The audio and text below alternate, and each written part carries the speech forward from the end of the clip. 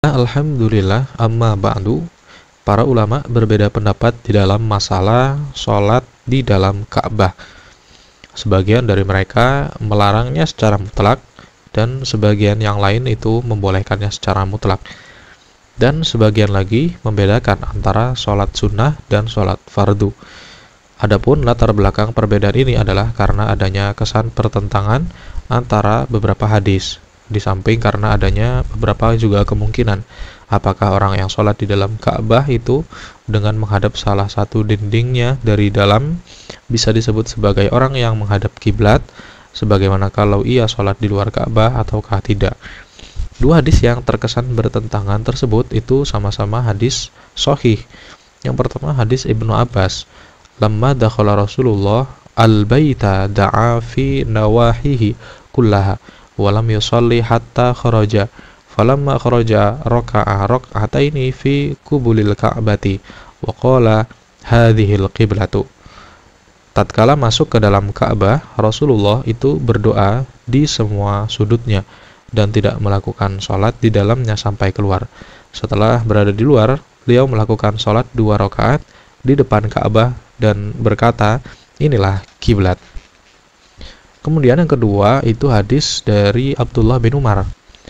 Anna Rasulullah sallallahu alaihi wasallam dakhala al-Ka'bata huwa Usamah ibnu Zaidin wa Uthman bin Talhah wa Bilal bin Rabbah fa'aghlaqaha alaihi wa makatha fiha fasa'altu Bilalan hina kharaja madza sana'a Rasulullah faqala ja'ala amudan an yasarihi wa amudan an yaminihi wa thalathatu a'amidatin wara'ahu thumma sholat. Sesungguhnya Rasulullah Usamah bin Zaid, kemudian Utsman bin Talha dan Bilal bin Rabah itu memasuki Ka'bah. Setelah mengunci pintunya, beliau tinggal di sana beberapa saat. Begitu keluar, aku bertanya kepada Bilal, apa yang telah dilakukan oleh beliau? Dan Bilal menjawab, beliau berdiri di tengah-tengah antara tiang sebelah kiri dan tiang sebelah kanan, serta membelakangi 3 tiang, lalu beliau melakukan sholat. Ulama-ulama yang cenderung menggunakan pendekatan at-tarjih atau an-nasakh mengatakan bahwa sholat di dalam Ka'bah sama sekali dilarang. Mereka mendasarkan pendapat tersebut pada hadis Ibnu Abbas.